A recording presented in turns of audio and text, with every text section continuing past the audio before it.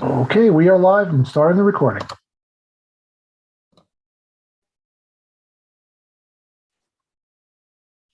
Okay, we're live. Good evening and welcome to the regular meeting of the Council of the City of Long Beach, held Tuesday, January 18th, 2022 at 7 p.m. We'll have a roll call. Councilmember Posterly. Here. Councilmember Lester. Here. Councilmember Bendo. Present. Vice President Treston. Present. President McGinnis. Present. Let the record indicate the presence of City Manager Donna Gaden and Corporation Counsel Richard Berrios. Now have a salute to the flag. Councilman Lester, would you be so kind to do the pledge? Certainly. I pledge allegiance to the flag of the United States of America and to the republic for which it stands, one nation, under God, indivisible, with liberty and justice for all. Thank you, Donna. Yes, thank you, Don. All right, folks, just a quick announcement before we get started. Items 3 and 4 have been taken off the calendar. Items 3 and 4 have been taken off the calendar. Go right ahead. Welcome to the second meeting of the City Council in January of 2022. I think we'll start with the City Manager's report. Thank you. The first person up is Commissioner Walsh, Police Department.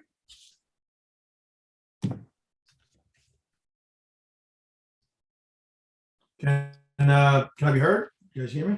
Yes. I think you can see me. I'm not quite sure why. I have no idea why you can't see me. All right, we'll do it without me. Do it without my face. Let me see. Let me just check my settings real quick, if you don't mind.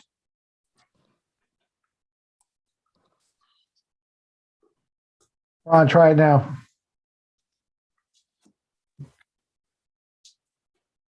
Okay, can you see me now? Nope, you still got the snowman face. There we are. There you are. Okay. Hello, everybody. Sorry about the delay there. So this evening, I want to bring to the attention and some actions of one of our auxiliary police officers. On August 18th, 2021, auxiliary police officer Margarita Tamrit was out patrolling the streets in the evening time, and she hears a call come over the air of a drunken, a motorist suspected of drunken, a DWI call come over. She's paying attention to the street, she's paying attention to her surroundings, and she sees the car that came over the radio pull into a gas station on Long Beach Boulevard. She immediately gets on the radio, notifies the units that are responding that she sees the car, and she pulls into the actual gas station and starts to observe the car. The person was at the pumps, and she winds up, she actually winds up engaging in conversation with the suspected drunken motorist to actually prevent the motorist from driving away until the officers show up. Officers do show up, and what actually happens is she was close enough to the person to actually smell the odor of alcohol on their breath, to actually see their bloodshot eyes. And the person that was actually stopped was a woman who was pretty volatile. She was highly intoxicated. She was volatile. She wound up actually giving our officers a very, very difficult time.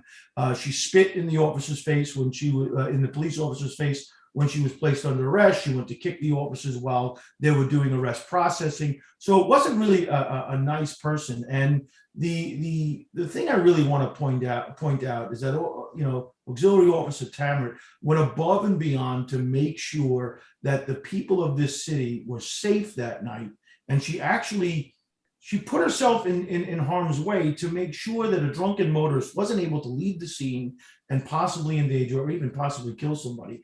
And I can't say enough about our auxiliary officers. Officer Tamrit went above and beyond what the call of duty. They have about 20 active members right now. From what I understand, I was talking to Mike Spar tonight, the head of the organization, the inspector of the organization, and he said they probably have about 3 more joining. He's really been working hard to recruit more officers. Just this yesterday, we were all out there on the MLK walk, and most of the people doing, a lot of the people doing our traffic control were volunteers. So I really want to extend a congratulations and a thanks to Officer Tammet for going out of her way to really make a difference. Fantastic work by her, and I understand that tonight the city council has a proclamation that they're going to be offering her. So I want to say thank you to the council as well. All right.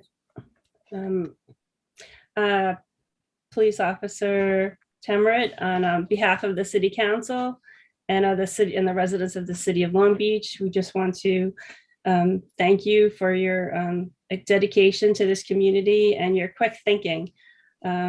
It was really commendable where you put public safety first. And you're just another shining example of how many good people we have in Long Beach, and how we need to recruit more auxiliary police officers to assist you out there.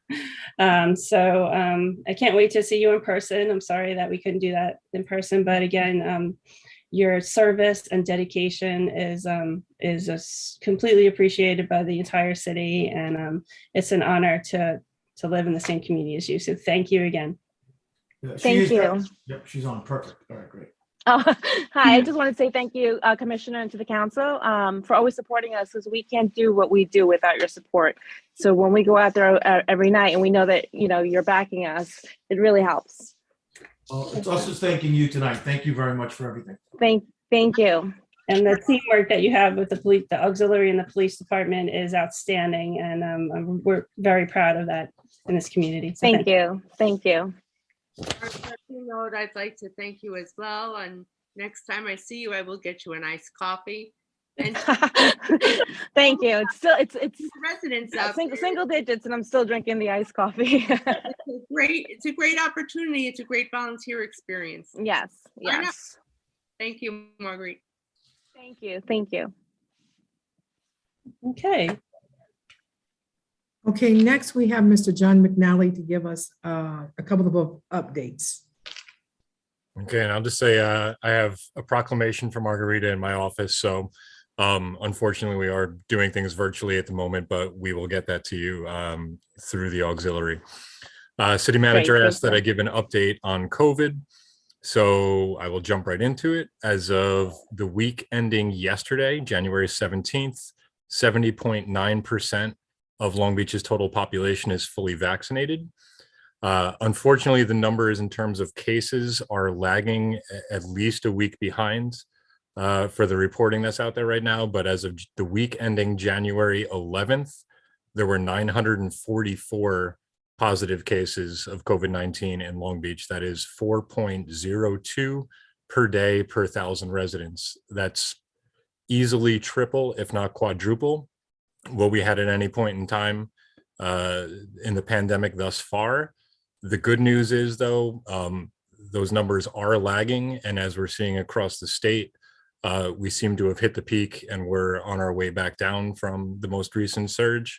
Evidence of that is for the week ending the 17th, the 7-day average for Long Island is at 17.6%.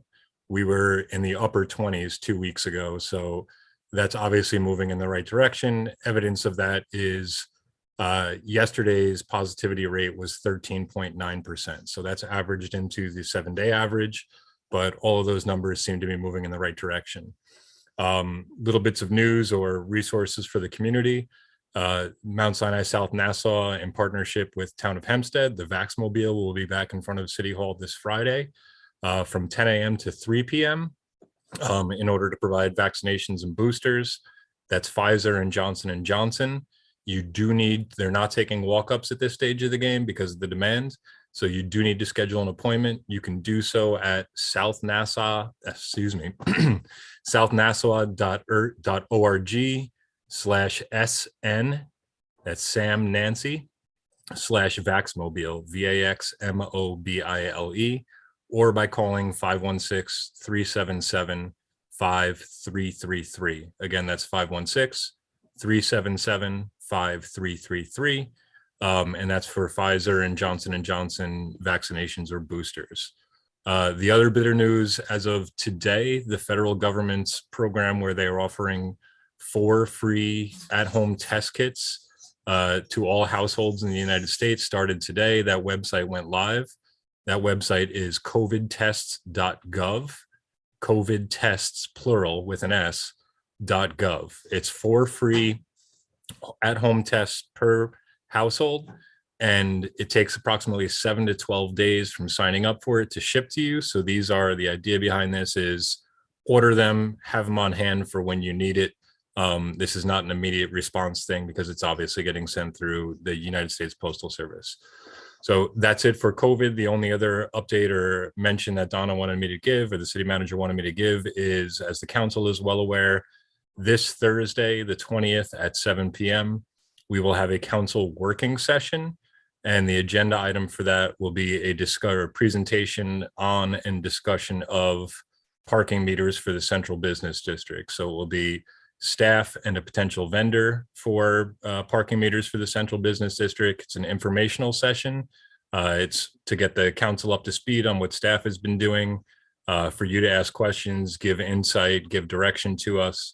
Public comment, it does not take place during working sessions, but it is fully anticipated that the council will, quote unquote, touch this subject at least 2 more times before anything becomes a reality. And during those times, it'll either be, regular council meetings on the 1st and the 14th, or at a working session in between. So there will be plenty of opportunity for residents to weigh in, but this is an opportunity for residents to learn about it, as well as the council and along with the council, and for the council to ask questions and give staff and our potential vendor direction as to where we want to go with this.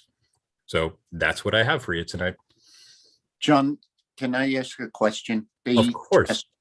The tests, are they just the rapids, or are they both, or?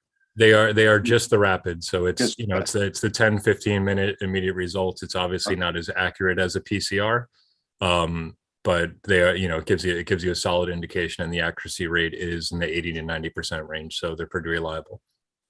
Okay, thanks. You bet. Anyone else? Thanks so much. And we have Roni Kleinman on, if you can move her up. Is that possible? There were some questions about Lido School, the after-school program, I believe it was, and Roni can answer. She can give us an update on where they are. Hi, can you hear me? Yes. Okay, I don't have access to a camera, so I'm sorry for the blank face. And I put on lipstick for this meeting, so I'm a little disappointed. Thank you so much, Donna, for giving me an opportunity to speak. I know there's been some question about the JCC taking over after school in Long Beach. And I know that it's very difficult for people with change and adjusting, and it's been a rocky start, but we're really on the road to the rest of the school year being fabulous. On Friday night, January 14th, the Office of Children and Family Services finally gave us approval and a license to run our after-school program out of Lido School, which we started today. Everything went great. Our staff was there in place. We have brought on some new staff. We've brought on more training for our staff. We're looking to bring in some enrichment programs. And the children, at the end of the day, the most important thing is how the children are, and they are really doing well. They love our staff. They're having a good day, and we're looking forward to just going on like that. And if anybody has any specific questions, please feel free to reach out to me at the JCC at 516-634-4182. Thank you again. Okay, if there's no questions, if we can bring up Commissioner Fabrizio, just to give us an update on that water main break. Good evening, everyone. Can you see me? I'm just curious. Dave, is my video on? It's hard No, to hear you, Joe. We can't hardly hear you, and we can't see you.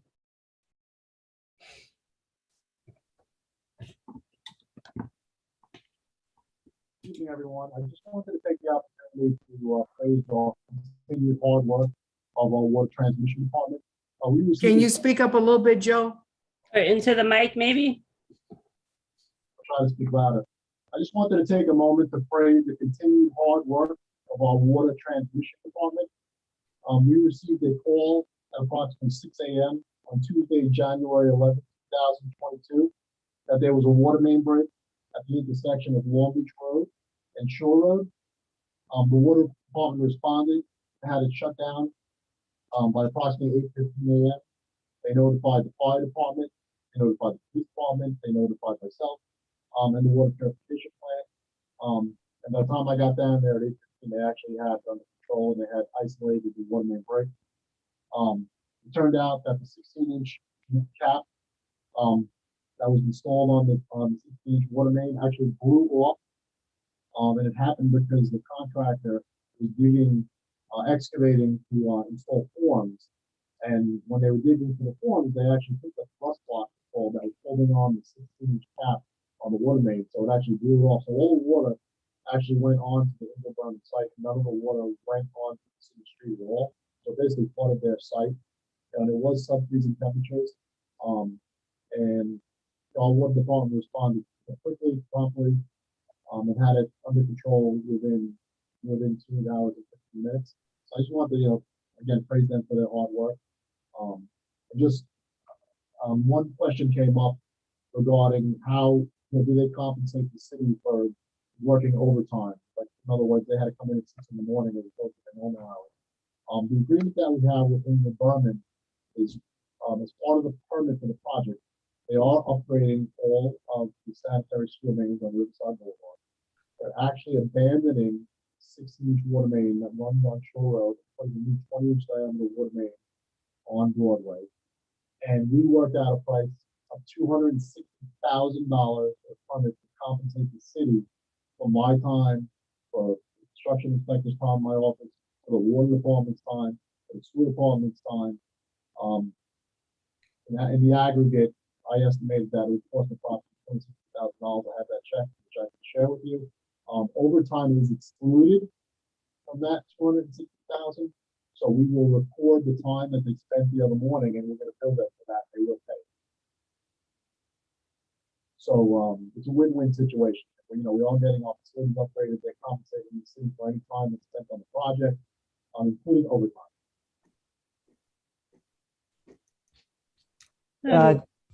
John or Donna, can you paraphrase what Joe said in terms of the cost? Because it was very difficult to hear him. Yeah, I apologize. I can't get it here, but we received $260,000 as a permit fee for the project. And to establish that fee, I did a whole breakdown of how much time it would cost the city as far as employees go. And I can share that with you. It's very detailed. How much I felt it was going to cost the city to basically support this project with our water department, with our sewer department, with my department and engineering. And it's a lot of time and effort that goes into this. Right, but you did say that overtime was excluded.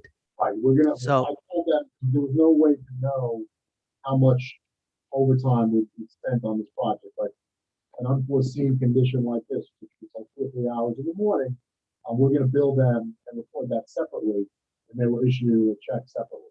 Okay, A couple of other instances in the last few months where we had to stay late, we will record that and bill them separately. So that's separate from the $260,000 permit fee that we charge them. so when the break took place, was it due to work actively going on at the time, or was it work that had been done and weakened the area around the cap?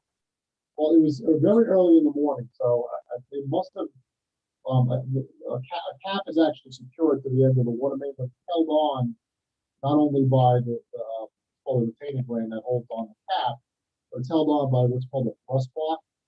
So if that thrust block is removed, it doesn't mean the cap will necessarily get loose, but it's taking away the extra support that's actually holding it on. So that blew off. Yeah, I guess what I was getting at was if it happened at 6 in the morning, and it happened because they were actively working at the time, they shouldn't be working at 6 a.m. That's what I was trying. I don't think it's in other words, it wasn't actively working. I think they removed it the day before. And Okay, all right, that's what I was getting at. Okay, all right. Flew off early Okay. in the morning. Thank God that, if it happened, in the middle of the night, it certainly would have been worse. But again, our water department responded promptly and addressed the situation. So the takeaway is that the water main break in this, in this instance, is cost neutral to the city. We will recover any incremental costs that we had incurred, correct? Correct. Thank you, Joe. You're welcome. And we will work on his mic. I apologize. Yeah, that's, I put that in my book. No problem. That concludes my report. Okay, Donna, thank you very much. Okay, on to the regular calendar. Our first item tonight is a public hearing for a resolution granting waiver of off-street parking requirements for premise 64 West Park Avenue, 3rd floor for a tattoo studio. And I believe the proprietor is on. Let me get her unmuted. Bear with me 1 second.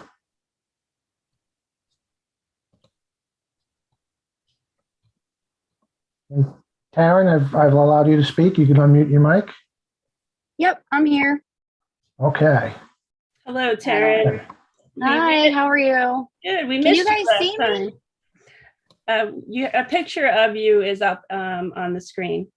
I don't know. My face is here. I don't know why it's not showing you guys my face. We see your hair though. Oh, thank you so much.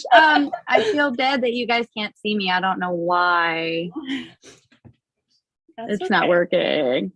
All right. Well, either way, yes, I apologize for missing the last meeting. I had spoken to the city clerk's office. I originally turned my paperwork in, I think, mid-December before the holidays. And then the holidays got a little crazy. And I don't know if I missed an email from you guys. I had spoken and I was told with the clerk's office and told I was going to be reached out to, but I didn't expect it. I honestly expected to get like a phone call or something in the mail.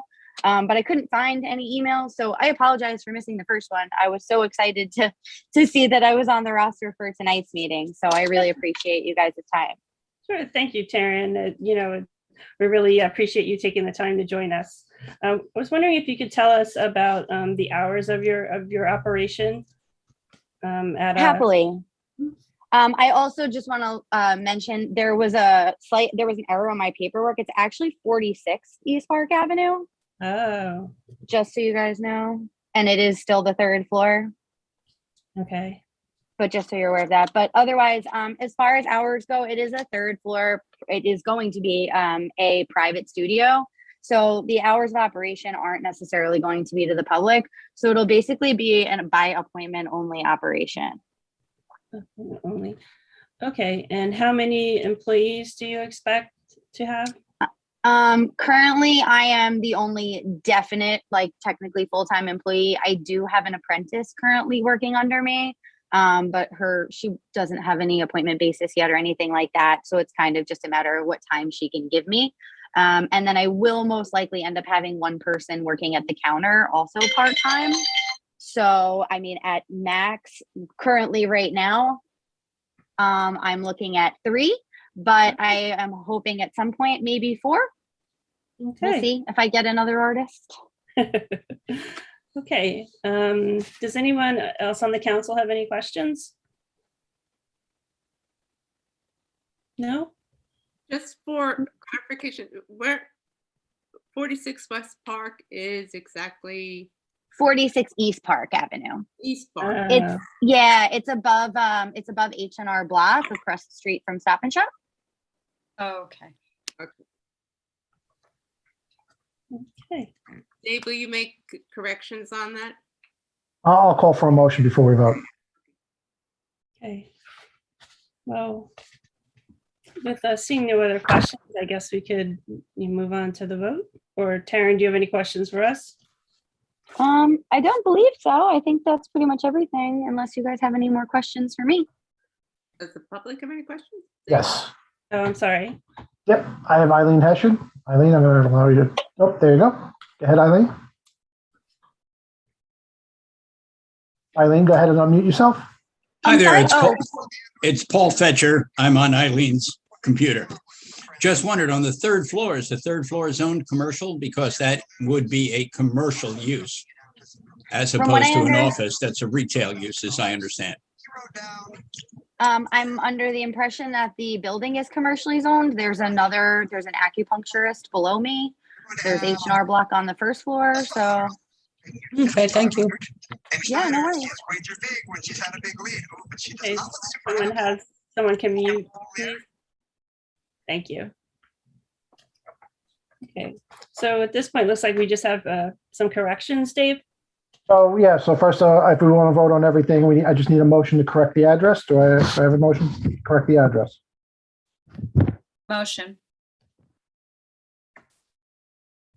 Second? I'll second it. Or whoever. Voting. Councilmember Postoli. Yes. Councilmember Lester. Yes, Councilmember Bendo. Yes. Vice President Treston. Yes, and welcome to Long Beach. President McGinnis. Yes, Okay, and we want to vote on the item now? yeah, yes, please, so she can get Okay. on with her evening. Thank you guys so much. We're going to go on to calendar. Item number 2, resolution granting waiver of off-street parking requirements for premise 46 East Park Avenue, third floor, for a tattoo studio. Who should just move the adoption of this item? I will. Second? Second. I will. Who got that?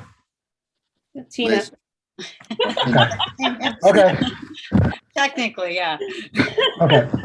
Voting. Councilmember Postoli. Yes. Councilmember Lester. Yes, Councilmember Bendo. Good luck and yes. Vice President Treston. Yes. President McGinnis. yes, and welcome to the community. Best of luck. Thank you all very much. I really appreciate your time and all your well wishes. Take care. Did you guys need me to stay on for the rest of the Nope. meeting, or I'm all good? You're all set. good. Thank you very much, everyone. Have a great evening, all right? You too. You too. Okay, on to the regular calendar. Item 1 is approval of minutes for prior meeting December 21st, 2021. Do I have a motion to approve? Make a motion. Second?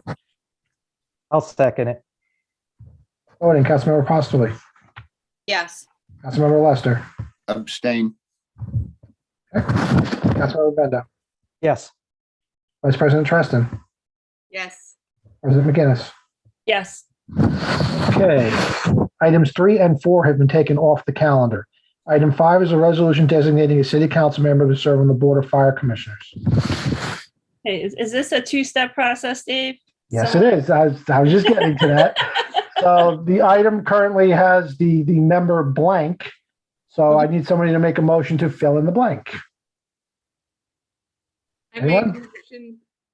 I make a motion to put Roy Lester's name in. I second.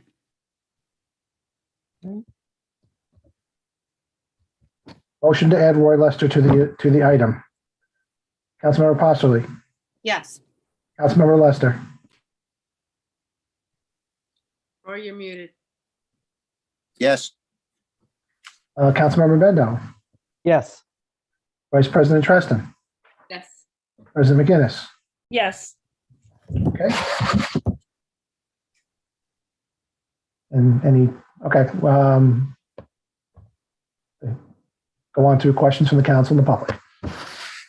Does anyone from the council have any questions or comments about the appointment? Anyone from the public? Right now, I have no hands raised. Okay. All right, moving on to our last item. Item 6 is a resolution authorizing publication for hearing of an ordinance to amend the Code of Ordinances of the City of Long Beach regarding motor vehicles and traffic and vehicles for hire. This item is for publication only. A hearing will be held February 1st at 7 p.m. Now on to the voting of the last two remaining items. So item 5 is a resolution designating a city council member to serve on the board of fire commissioners. Introduce and move the adoption of this item. I will. Second, I will. voting. Councilmember Postoli, Yes. Councilmember Lester, Yes. Councilmember Bendo, Yes. Vice President Treston, Yes. President McGinnis. Yes, and I expect great things from Councilman Lester. So thank you.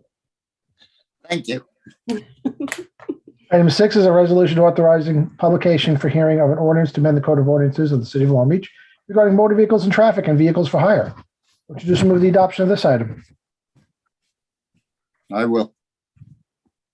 Second, I will. voting. Councilmember Postoli, Yes. Councilmember Lester, Yes. Councilmember Bendo, Yes. Vice President Treston, Yes. President McGinnis. Yes. We'll make a motion to close the meeting. I will. Second, I will. voting. Councilmember Postoli, Yes. Councilmember Lester, Yes. Councilmember Bendo, Yes. Vice President Treston, Yes. President McGinnis. Yes. Okay, at this time, we'll go to good and welfare. As a reminder, it's 3 minutes to speak on any topic of your choosing to address to the council. Please remember to respect the position and stick to your time limit. Thank you. Okay, folks, you can, if you want to speak of good and welfare, you can use the raise your hand feature, and I'll pull you up one at a time. Keep in mind, I am keeping the 3-minute clock. When we get down to, if you hear beeping in the background, that's me with the clock going off in the background. That means your 3 minutes are up, and you'll have to wrap it up in a sentence too before I mute you. All right. First one is Michelle Frank. Good evening, Ms. Frank. Hold on one second. Why is this not letting me? Oh, there we go. Oh, unfortunately, Ms. Frank, hold on. It's saying you're using an older version. It's not letting me unmute you. Hold on. I'm going to have to pull you up on the panel. Give me 1 second.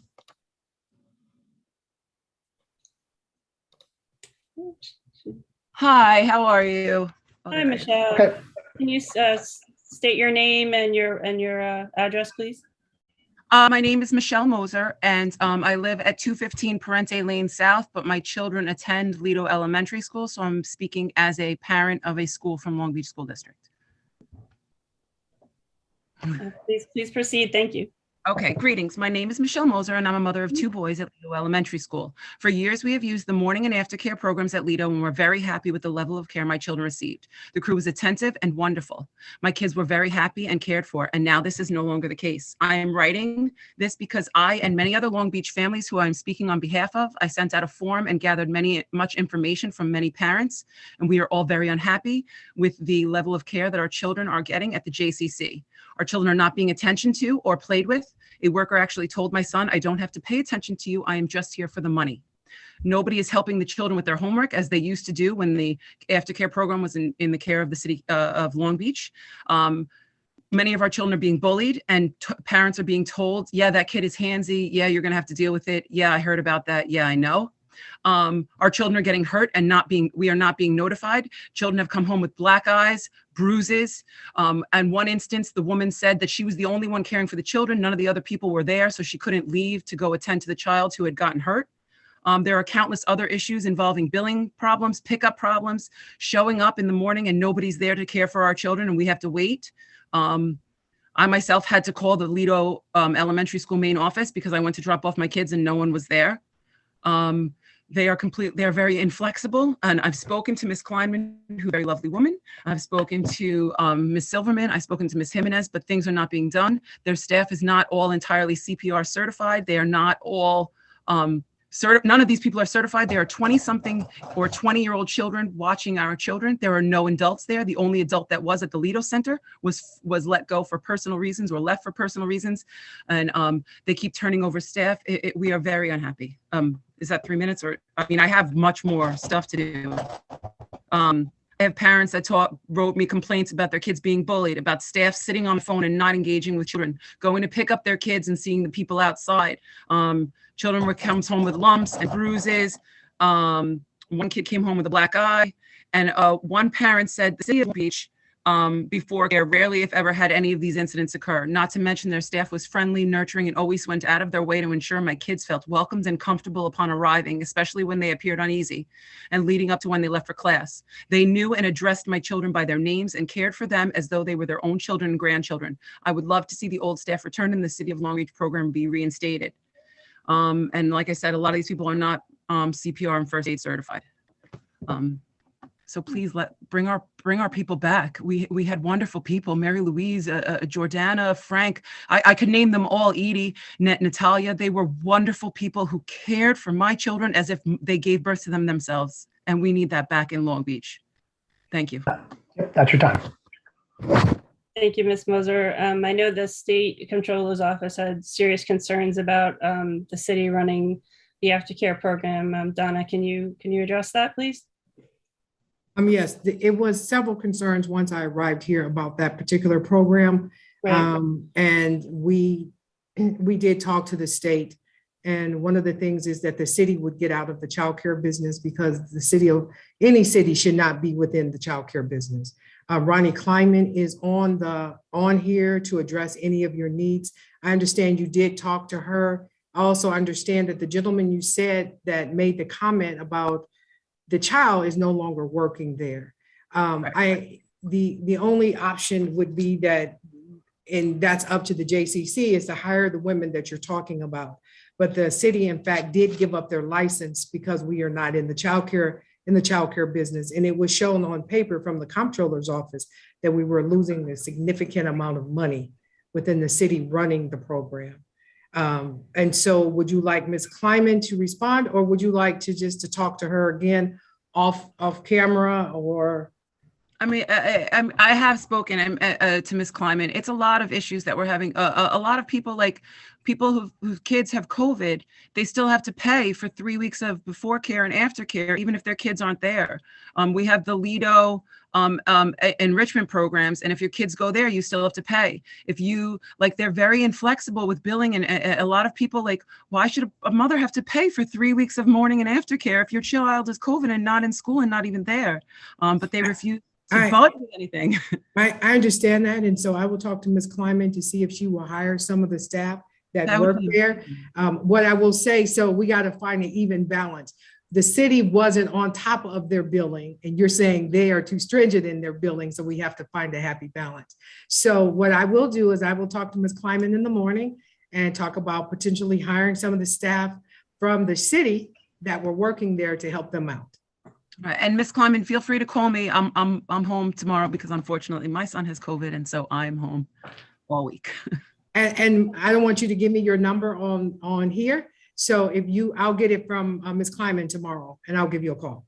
Oh, thank you. I really appreciate that. Thank you very much. Thank you. Thank you, Ms. Moser, for expressing your concerns tonight, your very serious concerns. We appreciate it. Dave is. Yep, hold on, just moving people around. Next is Robin Donovan. Hello. Hi, Ms. Donovan. How are you? Fine. How are you doing? Good. Welcome. Good. My name's Robin Donovan, and I'm a resident of Long Beach. I live in the Canals. I want to say congratulations to Roy Lester, Tina Posterly on being elected to the Long Beach City Council, as well as John Bendo being re-elected. And congratulations also to you, Karen and Liz. On January 10th, 2022, the City of Long Beach purchasing agent opened one bid for 24 additional lifeguard stands, costing the city $60,000. Because the city is so financially strapped, perhaps the city could offer the public and businesses a chance to purchase a lifeguard stand for $2,500, as the city did with the benches on the boardwalk. The city could highlight those people, businesses, as sponsoring a lifeguard chair. And this is just an idea that I had today after watching the bid last week. Thank you. Ms. Donovan, this is Donna Gayton speaking. Thank you very much for that idea. I will talk it over with staff tomorrow. as you know, that it was pulled because we're going to put it back out to bid again. Yeah, we're going to put the whole thing back out to bid again, but thank you very much for that idea. I think it would really be worthwhile. I think you'd get at least 16 people wanting to purchase a lifeguard chair or stand. And like I said, making it known to the city and its residents would be a good PR piece as well. Thank you so much. Thank you, Ms. Donovan. Great idea. I'm sorry, Robin, that is a really good idea. And I look at the number of people that have been trying to buy benches. We have a waiting list of, what is it, almost 100 or something? I'm not sure, but I know there were 300. So a lifeguard stand is a great idea. And, you know, I'm just surprised. I didn't think of it. I don't know if anybody else did, but I didn't. So thank you. It's a really good idea. All right, our next speaker is William Doepper. Yes, hi. I really just have a couple of things to bring to the council. My name is William Doepper. I live here in Long Beach, down by Laurelton and West Broadway. Again, I'm bringing to the attention the graffiti on the boardwalk, especially on the assisted living facility. I brought it to Ms. Gaydon's attention in the middle of December. And also one time to the police commissioner, who said that they take action quickly to have it covered up, and it's still out there as of tonight. So I took a picture again and I emailed it to Miss Gaydon. And also the streets around here, because I do mostly walking in Long Beach, it's terrible how much garbage is in between cars, parked cars. And I mean, you want to install meters. I mean, I think it should be cleaned up before any installation of any meters. And really, that's about it. That's all I have for tonight. Congratulations to the women. I'm really happy for you. I know a lot of powerful women that are in all different kinds of positions. I think it's great. Thank Good you. luck to all of you. Thank you. Commissioner Walsh, did you want to comment? Sure. So we're aware of the graffiti on the assisted living down near the Hoffman House. We're actually even in there this evening trying to get the management to paint over the two doors that are currently covered in graffiti. We're also aware of the one right on the boardwalk on the ticket booth, but you know, we're kind of battling with the elements there. That's a stained booth. If you try and stain that booth when it is this cold out, you'll wind up having to restain the booth, you know, the entire booth again. So I'm working with Tommy Canner and maintenance on that one as well. But we were in there today. I'm trying to even get a hold of the owner of that facility to try and establish a dialogue with him to see if we can get them to be more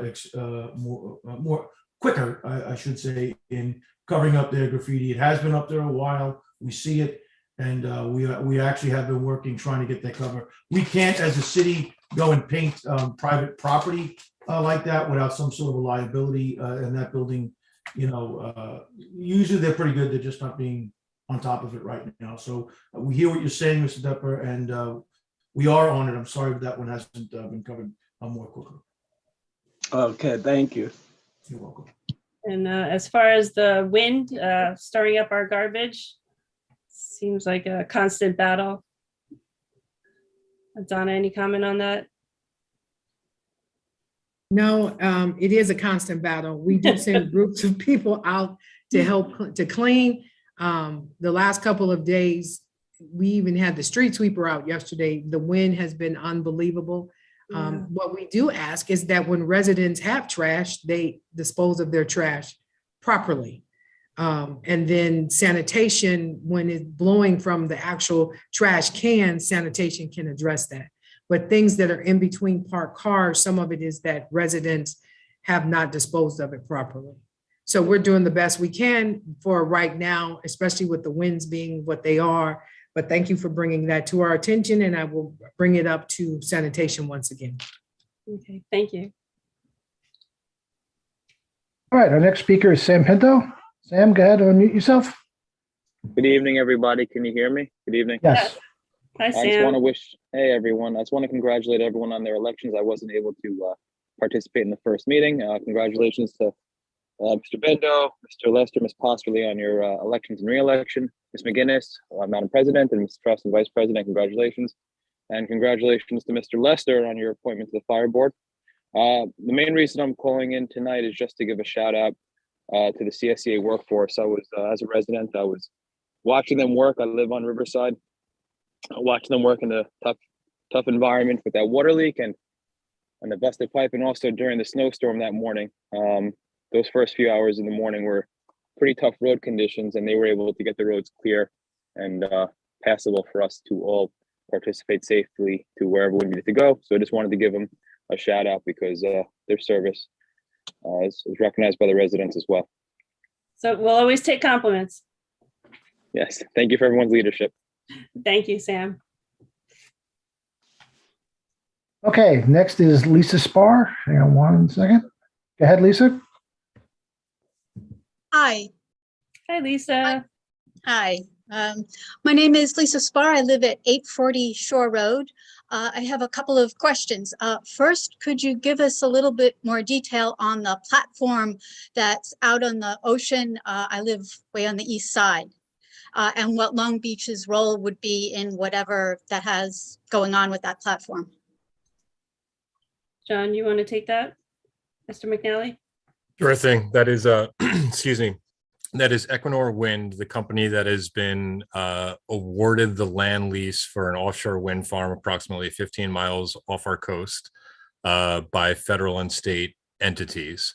What they are doing now, and they're doing it, the barge is the most visible of it, but they also have a boat in Reynolds Channel, and will be having smaller operations onshore.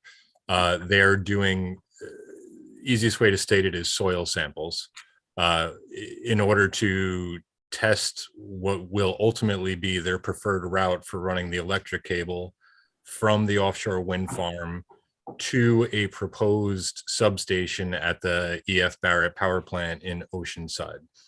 The city has had, they've been in close communications with us so that we could let our residents know what's going on, but the only permits they were required, the only approval that was required for them to do this surveying work was through federal and state agencies. So the city has had no control over that. The city has had no control over the award process for them being awarded the bid for offshore wind. The only thing that the city will have direct control over, should it come to that, is if they decide that their preferred route for that electrical cable is to run through the city of Long Beach. The council will have to make a decision at that point in time whether they want to make that allowance or if they can come to some sort of compromise or deal with Equinor through a community benefits package that, you know, we are able to extract enough of a benefit from the company in order to allow them to run the cable through city property. But just from a timeline, I'm sorry, Ms. Spar. So from a timeline, they are technically in Lido now. They started beginning of last week. They're supposed to be in Lido for approximately 20 days. And then they are to move to Long Beach, roughly the center of town in the area of Edwards Riverside. They'll be doing that work on that barge for approximately a month's time, and then that barge will be gone. And after that, what's the just the overall process for the pipeline and the wind farm? So they are going through, again, a federal and state bureaucratic and environmental review process. There is at least one other, we've been working to we've been trying to get them here in person. They did give one high level overview to the council, I want to say the better part of a year ago. But we want to get them to do public information center sessions in the city. But there's really one other, my understanding is there's one other stop of the regulatory review process, and it's on the federal level where public comment is going to be welcomed in order to help the federal government make the decision. Construction of this would not start anytime before 2024, though. Ms. Spar, this is Liz. You can look at their website and look at the past public session that they had in December as well to get some more information. And John, you've done a great job in posting on the website, the city website, and on Facebook when there's updates. So thank you for that. Is there, John, is there a way to like put that linkable, you know, so folks can go like right to our page, link to it, you know, under like public information areas? We can definitely look at that. As of right now, I believe the listing is still there under news in our city. Especially we wanted to get out ahead of the barge being there because we knew it's a little bit of a jarring sight off our coast. We're used to looking at the barges, but this thing is pretty close. The work that they're doing is within 1/10 of a mile and 1/2 mile. So this is, you know, a large vessel very close to shore. So we've been running it on social media. It's also on the website. And they do have, in addition to their website, they have an actual individual that you can email with any questions that you have. So that's been on our social media posts and on our website. But we can put it on what we call like the slide reel on the website. We'll take that under consideration and, you know, we can get it so it's prominently listed on the site. Okay, Ms. Thank you Spar. all. Thank you. Okay, we have Kathleen O'Leary. Hello, Ms. O'Leary. How are you? Good, thank you. I have a further question on the Equinor project. In addition to considering soil samples, are they also considering population density? Because having a cable run through the middle of a city is a risk for the city. And, you know, although I favor wind power, I don't see what benefit this has to anybody. You know, we're not going to get our bills lowered from this. It's just going to go into a pool of electricity. Nobody's going to get a lower bill. And we are, you know, kind of like the liquid gas project that was shut down a zillion times. You know, there are risk concerns, you know, that are associated with running a cable through a densely populated area. So, you know, I can think of places on the Barrier Island where there's maybe 3 houses that would be affected. And I just have been wondering about that question. Is that going to be a consideration in this? Thank you. I mean, I'll jump in if that's okay with the council. You know, I that is internally from a staffing level who's had these conversations with Equinor. We obviously realize that that is going to be the main concern of the residents. The time has not yet come for that discussion to take place publicly, but we do anticipate that being the issue. That's one of the reasons we want to bring him in for public information sessions, and that would be right. So it's a trade-off that a council somewhere down the line will need to make of, you know, brokering if they are amenable to the cable running through the city at all. What's the community benefits agreement that could be put in place to make it worthwhile for the residents of the city? So I think it's a valid concern, Ms. O'Leary. You know, the specifics of it, you know, it's not a gas pipeline where you need to worry about it exploding in the same way. Yes. But you know, but there is obviously a concern, and we do want to make sure that the residents of Long Beach end up on the right side of this thing. So the early estimates that I'm seeing, I saw printed in Newsday, they're talking about this thing powering, you know, 2 million households. You know, this energy is going to go locally. Not that you feel the difference in your house between something that's generated from wind versus a fossil fuel-based plant. But there is also at this stage of the game, the economies of different energy production being what they are. They're saying on average, this would probably cost ratepayers an additional 95 cents a month would be the impact that they're talking about. Can I just ask, there's other communities like Lido, which are much narrower in width, okay? Is Equinor specifically married to the idea of coming through Long Beach? So the survey work they're doing now is in Lido, Right. but their primary obstacle in terms of a transmission cable is getting across Reynolds Channel. And they are looking to do that in the narrowest place possible. So even if they come ashore in Lido, what it currently looks like is that they still want to come through Long Beach. And what about Point Lookout? Yeah. I think Again, they're trying to get to Barrett Power Plant. So Point Lookout even gets them further away from their ultimate destination point. So we're the most efficient and cost-effective way to get to Barrett is through Long Beach, right? And I do think I'm sorry, I don't mean to interrupt, but I crossing Reynolds Channel, you want to talk about the alphabet soup of regulatory agencies when you go through a marshland and those kind of water bodies, things get exceedingly difficult. So I think that's probably the most pragmatic way to look at it. It's not necessarily that this is the most efficient for a company, but in terms of actually getting a cable across a water body like an estuary that we have in Reynolds Channel, the least amount of environmental hurdles are going to be in the shortest distance possible. So I think that's why they're looking at that section of Long Beach. And John, correct me if I'm wrong, but there would be a financial benefit to having it in Long Beach for the city of Long Beach. And also, I guess the danger you're talking about are EMFs, Kathleen, if I'm not mistaken. And it was one of those things that I had questioned too. And my understanding is I'm not sure if it's concrete or whatever the shielding is, would be so dense that there would be virtually unmeasurable amounts of EMF to come through. Right? John, am I?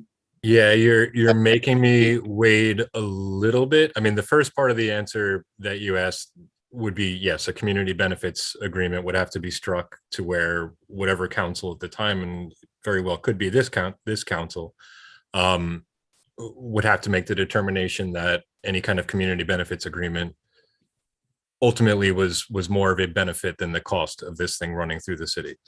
So yes, you would have that financial or other benefit.